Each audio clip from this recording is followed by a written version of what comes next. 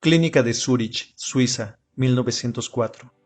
Eugen Bleuler dirige un hospital para pacientes psiquiátricos donde será internada Sabina Spielrein, mujer rusa que será encargada al Dr. Carl Gustav Jung.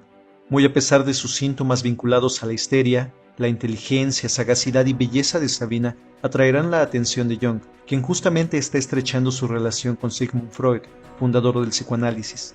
La clara etiología sexual que subyace a los síntomas mostrados por Sabina apoyará en la inclinación de Jung por las ideas de Freud, pero sus charlas con ella poco a poco le harán notar que debe dar primacía a las explicaciones que él previamente ha desarrollado, en donde no solo los componentes sexuales que se despiertan y desarrollan en nuestra infancia juegan un papel importante en nuestro comportamiento, sino también otros relacionados con la mitología, la antropología y la religión, además de los psicológicos. Pronto, una relación íntima y con tintes sadomasoquistas surgirá entre Jung y Sabina, la cual de antemano está destinada al fracaso por el matrimonio que Jung no está dispuesto a abandonar. Como consecuencia de ese rompimiento, Sabina insistirá en ser tratada por Freud, en los momentos cuando está por advenirse la ruptura ideológica y de amistad en la relación entre este y Jung. Un método peligroso es una película realizada por el director canadiense David Cronenberg, a quien recordamos por cintas muy distanciadas del género histórico aquí tratado, tales como La Mosca, Videodrome o The Brute. Spider, también dirigida por él, seguramente merecerá un análisis más adelante, aunque por el momento esto es lo que podemos referir acerca de un método peligroso. Este filme suele ser excelente para apoyar los contenidos de asignaturas tales como teorías y sistemas en psicología, psicología clínica, psicopatología y teorías de la personalidad. En cuanto a la primera materia, teorías y sistemas en psicología, porque vemos representados el inicio y la ruptura en la relación entre Sigmund Freud y Carl Gustav Jung, quienes son figuras clave dentro de la corriente psicoanalítica. Freud por ser padre del psicoanálisis y Jung por ser considerado primeramente el príncipe heredero, intelectualmente hablando, de la tradición psicodinámica fundada por Freud, aunque, como sabemos, terminará abrazando otro tipo de conocimientos más ligados a la antropología, las mitologías e incluso la alquimia, separándose así de su maestro, para fundar la corriente conocida como psicología analítica.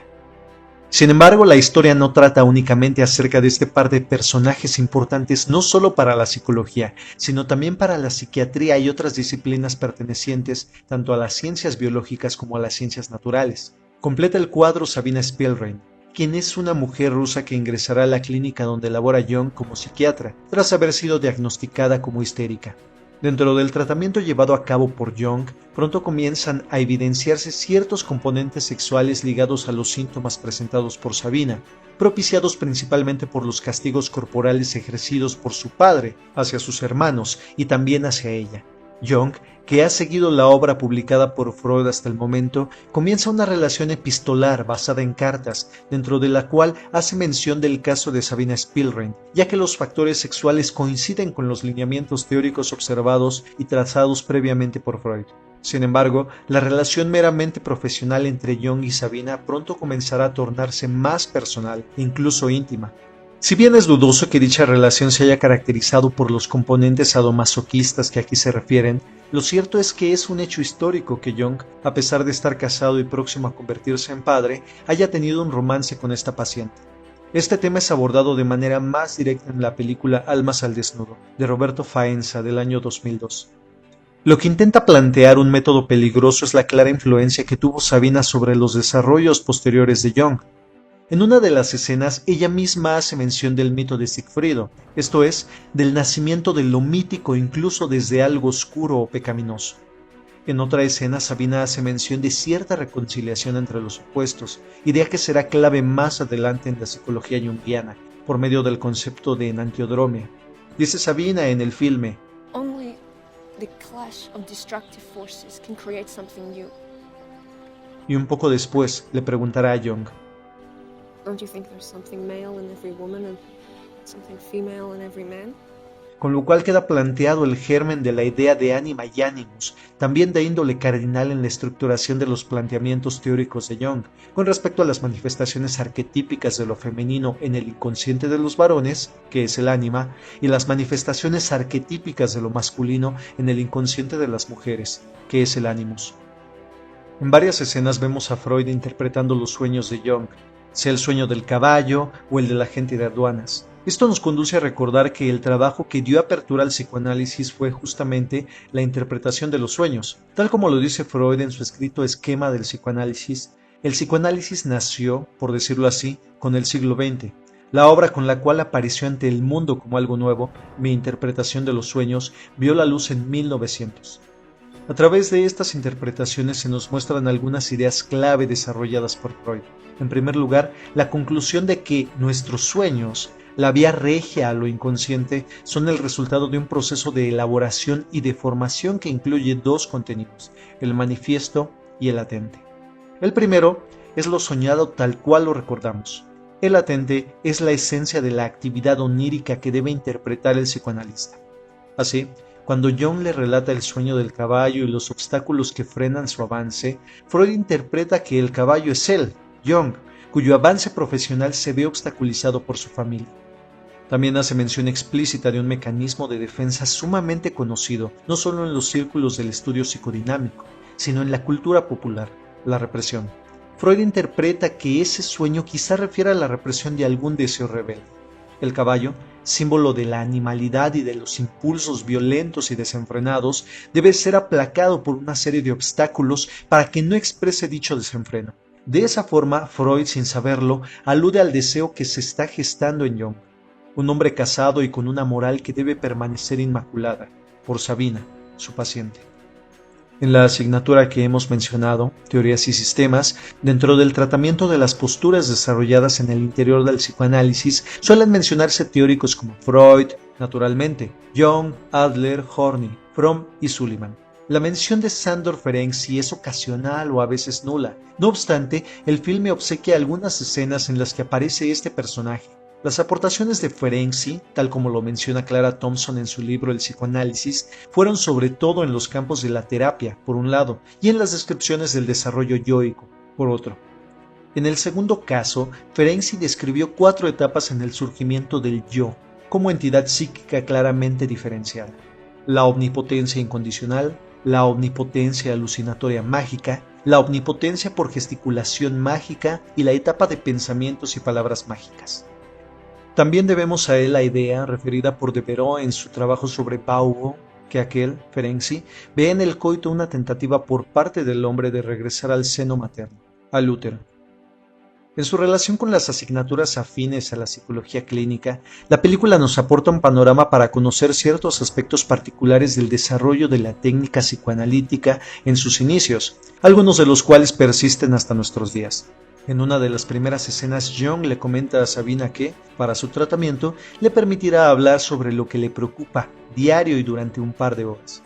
La dinámica de dichas entrevistas consistirá en que él se sentará detrás de ella para no distraerla, solicitándole además que no gire para mirar. Esta característica del método psicoanalítico nos refiere ya a la llamada cura por el habla, de la cual Joseph Breuer es el personaje que antecede directamente a su creación, derivado del tratamiento de la paciente Anna O, y que le fue revelado a Sigmund Freud dada la relación profesional como médicos que eran y de amistad que ambos guardaban.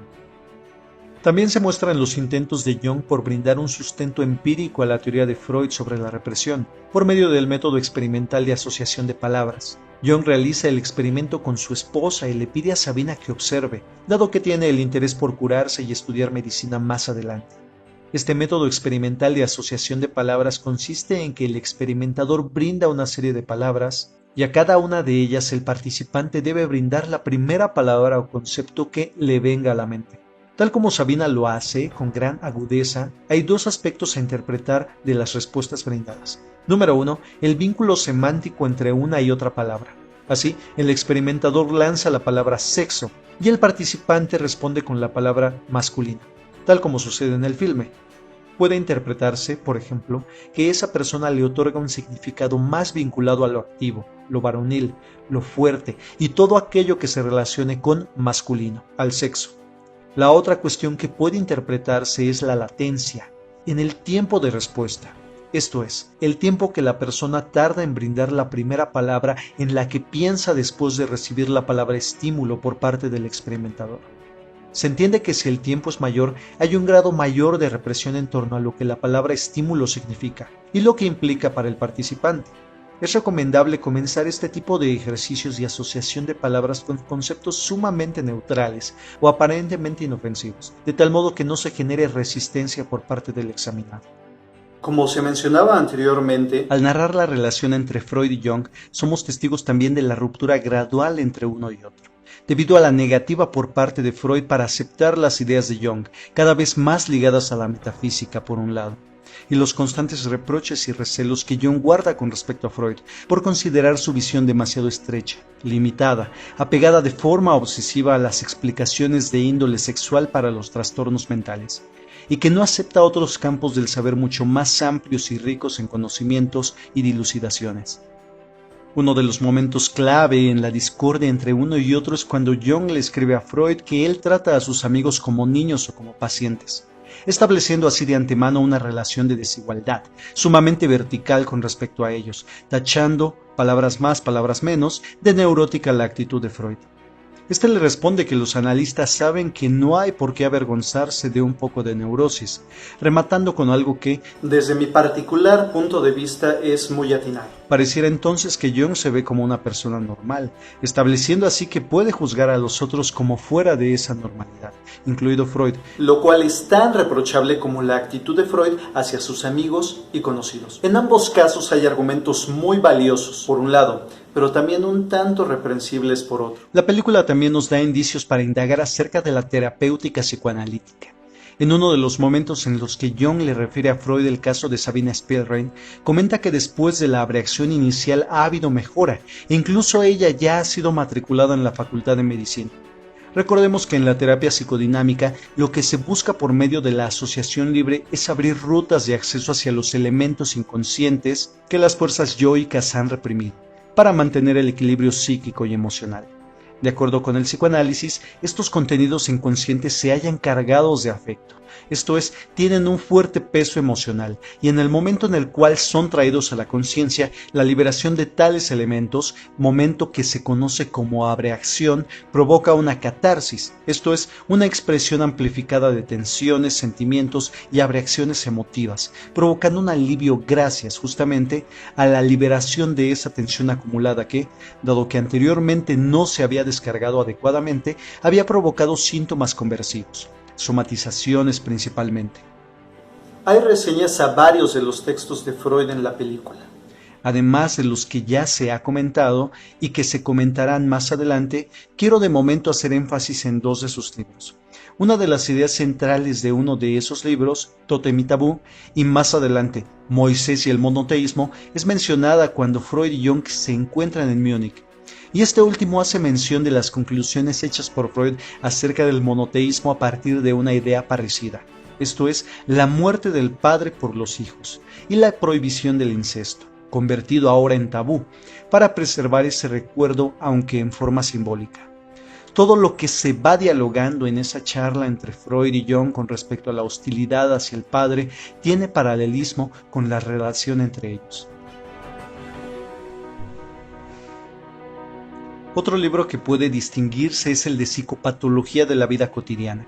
En la escena situada en 1912, cuando Sabina habla con Freud, este le dice que no hay disputa con Jung, solo se equivocó con respecto a él. Más adelante, dentro de esa misma charla, se contradice y sí menciona la palabra disputa. Sabina, que es sumamente perspicaz, le hace esa observación. En la escena cuando Jung le refiere su sueño en el que aparece el agente de aduanas, Freud hace una interpretación que en primera instancia será negada por Jung, pero luego, sin quererlo, aceptada. En ambos casos se trata de ejemplos de lapsus linguae. En ese libro, Psicopatología de la vida cotidiana, Freud hace todo un desarrollo en el que anota cómo varios de nuestros olvidos, equivocaciones escritas, actos fallidos, algunos lapsus linguae entre ellos, aluden a nuestras intenciones o pensamientos inconscientes, los cuales denotan nuestras verdaderas actitudes con respecto a ciertas cuestiones, ya que la mente consciente quizá mienta, pero lo inconsciente no. Antes de abandonar los elementos a analizar que conciernen a materias relacionadas con teorías y sistemas en psicología, no puede dejarse de lado una advertencia y, a su vez, vaticinio que le hace Freud a Jung cuando se hallan en un restaurante de Viena. Jung le insiste a su maestro que la resistencia al psicoanálisis es porque se le otorga una enorme preponderancia a las explicaciones sexuales. Freud argumenta que todas estas explicaciones se derivan de sus observaciones y su experiencia clínica, y lo que le dice retumba por tratarse de algo increíblemente cierto, aunque a más de uno le pese pensar. Y le aseguro que en un siglo nuestro trabajo seguirá siendo rechazado. Después de esto, Freud se compara con Cristóbal Colón, que ha descubierto un nuevo continente. Jung lo compara más bien con Galileo. Yo lo veo más como a Galileo, dice Jung, y sus opositores son quienes le condenaron negándose siquiera a mirar por el telescopio. Y no es posible dejar de lado tampoco la referencia que se hace en el filme acerca de las aportaciones de Sabina al psicoanálisis y de su influencia sobre Freud mismo. En una de las escenas cuando Jung está en su casa y hablan acerca de su tesis, dirigida por Bleuler, Sabina razona que la auténtica sexualidad exige la destrucción del ego, de abandonarse en el otro. En este trabajo, titulado La destrucción como causa del devenir, queda planteada por primera vez la idea de un instinto de destrucción inherente a la sexualidad humana. En la teorización propiamente psicoanalítica influirá en Freud para su posterior desarrollo de la idea de un tánatos o instinto de muerte, lo cual deja ver la trascendencia que tuvo Sabina no solo en Jung, como ya se ha comentado, sino incluso en el padre del psicoanálisis. En cuanto a la asignatura de teorías de la personalidad, la película nos brinda un excelente punto de análisis para observar el funcionamiento de las tres instancias psíquicas de acuerdo al modelo freudiano: el ello, el yo y el superyo. Recordemos que el ello o id es una instancia enteramente inconsciente, primitiva, y que se rige por el principio del placer, y por tanto busca irracionalmente la satisfacción de las necesidades corporales para disminuir así la tensión que provocan. El yo o ego es una instancia que se ha separado gradualmente del ello, y su función es la de mediar entre las exigencias hedonistas del id, siempre dentro del marco normativo que la sociedad impone. Dicho marco normativo se internaliza conformando la tercera instancia conocida como el superyo o superego. En palabras de Freud, tal como lo describe en el Compendio del Psicoanálisis, el yo tiene la función de enfrentar la triple demanda de la realidad, del ello y del superyo, sin afectar su organización ni menoscabar su autonomía. Resulta interesante la inclusión del personaje de Otto Gross dentro de la película. Este personaje, quien fuera un psiquiatra psicoanalista y uno de los primeros discípulos de Freud, al ser atendido por Jung, le empuja a seguir sus impulsos y dejarse llevar por sus sentimientos hacia Sabina, rechazando la importancia de las ataduras normativas que le exigen mantener su distancia, ya que no solo ella es su paciente, sino él es de hecho un hombre casado y ya padre de una niña. Así, a modo de esquema, Jung sería el equivalente al yo o ego, mientras que Otto fungiría como el ello o id. Si bien Freud en ningún momento le prohíbe a Jung tener alguna relación con sus pacientes, sí se torna sumamente juicioso y aprensivo con respecto a los chismes y habladurías en los que se sugiere que Jung está saliendo con una de sus pacientes. De esta forma, Freud equivaldría en esta tríada al superyo o superego. Hay que recordar también que en una de sus cartas, Jung se refiere a Freud como una figura paterna. Completarían el cuadro Sabina Spielrein, quien sería el objeto de deseo al cual se dirige la libido de Jung, proceso al cual Freud denominó catexia. La inclusión de Otto Gross funge también como pretexto para la inclusión de algunos de los términos más representativos del psicoanálisis, como lo son la transferencia y la contratransferencia. En la escena a la cual hago referencia es cuando Otto le pregunta a Jung si se ha acostado con alguna de sus pacientes. Este contesta que no, ya que es cuidadoso de lo referente a este par de procesos propios de los contextos terapéuticos. La transferencia alude a una actualización de emociones, pensamientos y comportamientos, gracias a que él o la paciente ve representado en el terapeuta a una figura importante de su vida. Así, en muy frecuentes ocasiones, dado que el terapeuta es una figura de autoridad, los pacientes suelen identificarlo con la figura paterna y se comportan tal cual se han comportado ante su padre. Lo interesante en la relación entre Jung y Sabina es que ella se excitaba ante la actitud castigadora y violenta de su padre, quien además exigía sumisión y obediencia mediante actos como besarle la mano.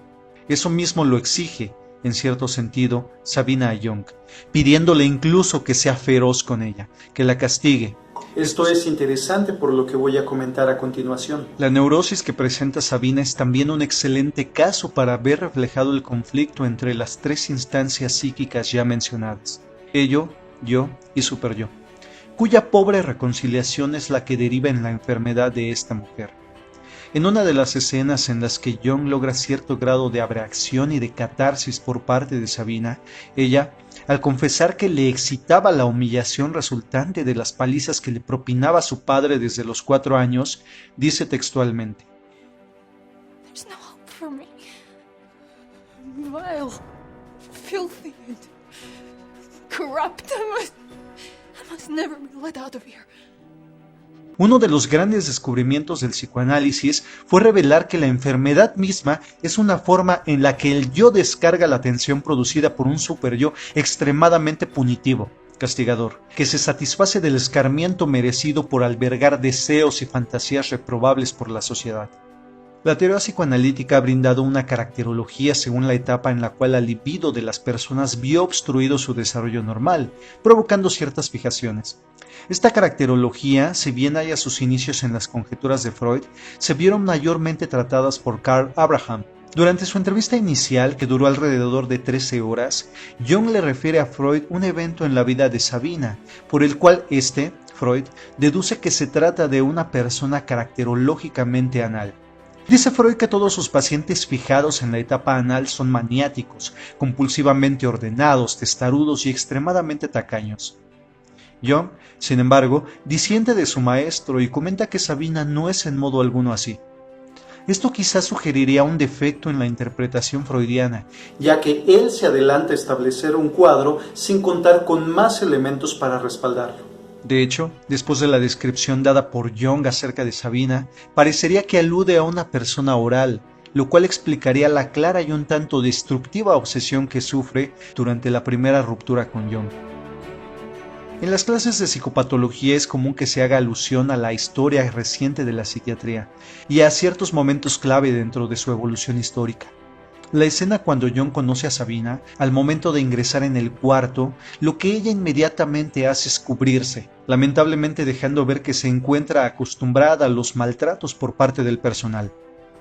Si bien no podemos aseverar de modo desafortunado que este tipo de prácticas en las que se lastimaba a los enfermos hayan sido ya anuladas, sí es posible al menos nombrar algunos personajes que contribuyeron a una comprensión más humana de las enfermedades mentales, tales como Philippe Pinel, médico que propugnó porque se liberara a los enfermos mentales o alienados, tal como se les llamaba en ese tiempo, de su encadenamiento en las paredes de los asilos donde se les tenían recluidos.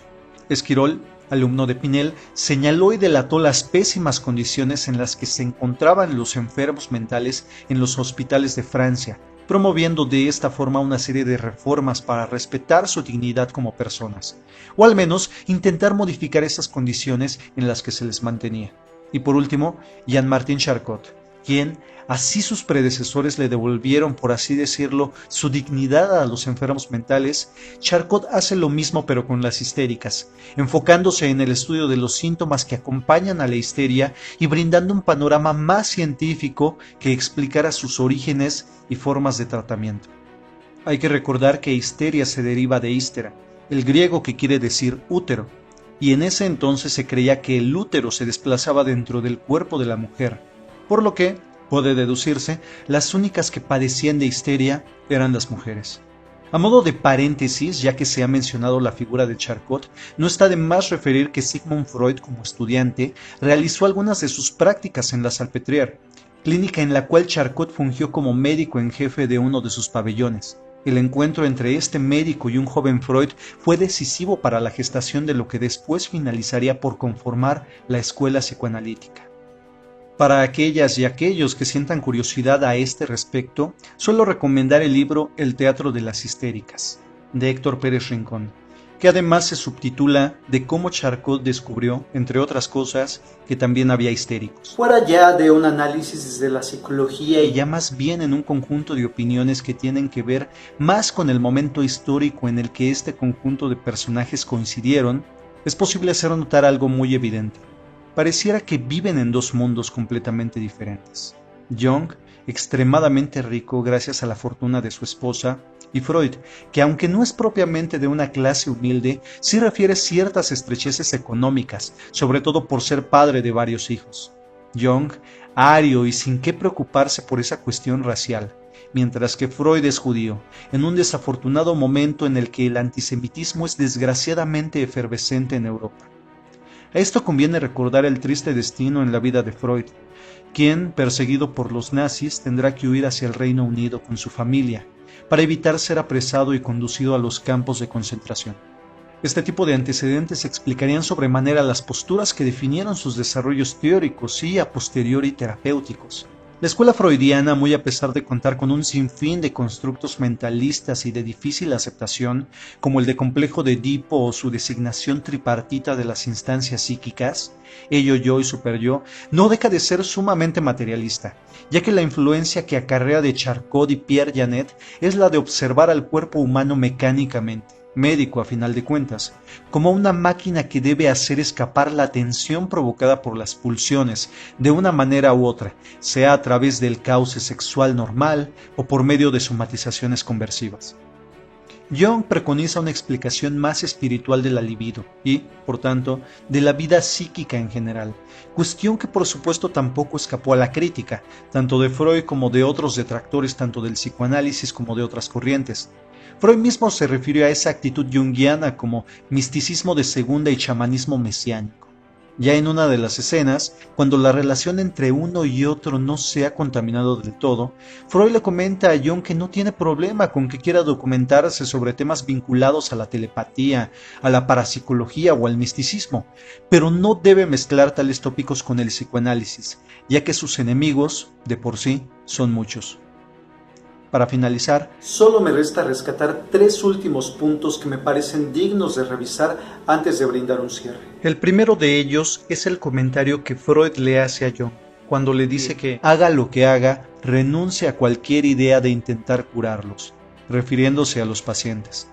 Tal como ya se ha comentado, los psicoanalistas atinaron en descubrir que en muchas ocasiones la enfermedad es algo que necesita el paciente, por lo que inconscientemente lo provoca.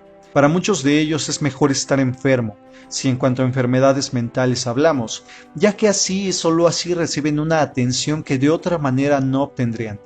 Así, bajo el peso de la enfermedad, pueden volver a ser tratados como niños y pueden desatender sus deberes que la adultez y la sociedad les exige. El segundo punto es la actitud siempre mística de Jung, quien, gracias a ella, brinda un punto de inflexión en los avances de las investigaciones dentro del campo psicológico. Dice Jung que no cree en coincidencias, que nada es casual y que todo tiene significado. Lo cierto es que con esto pareciera que, a través de sus obras, Jung siempre intentó comunicarnos que la realidad es mucho más compleja de lo que creemos. Y aunque muchas cuestiones desafortunadamente puedan ser no más que charlatanerías, si otras son investigadas con una postura formal, seria y científica, es posible otorgarles una explicación más coherente. Ese sentido místico en Jung le hace tener un sueño apocalíptico y recurrente, y que de algún modo presagia la Primera Guerra Mundial. A terrible flood from the North Sea to the Alps. Houses washed away. Thousands of floating corpses. Eventually it comes crashing into the lake in a great tidal wave. And by this time the water, roaring down like some vast avalanche, is turned to blood. The blood of Europe. Por último, el filme mismo hace alusión a uno de los conceptos más importantes en la psicología junguiana, el cual es el proceso de individuación, esto es, la conversión de un ser humano en la mejor versión de sí mismo. Una versión que integra no solo sus cualidades más evidentes y desarrolladas, sino también aquellas que han quedado relegadas a un plano más inconsciente y, por tanto, recóndito. Bajo esta lógica, Jung le dice a Sabina: hay que entrar en territorio inexplorado. Hay que volver a las fuentes de todo lo que creemos. No quiero abrir una puerta y mostrarle al paciente su enfermedad agazapada como un sapo. Quiero encontrar la forma de ayudar al paciente a reinventarse, de mandarle a un viaje al final del cual espera la persona que siempre debió ser. Y ese viaje del cual hablaba Jung es el viaje del héroe, que viene inscrito en infinidad de historias, de leyendas, de mitos tanto antiguos como actuales, los cuales hablan en todo momento de la transformación y desarrollo del yo, de una instancia más bien primitiva e infantil hacia algo más sublime y autorrealizado.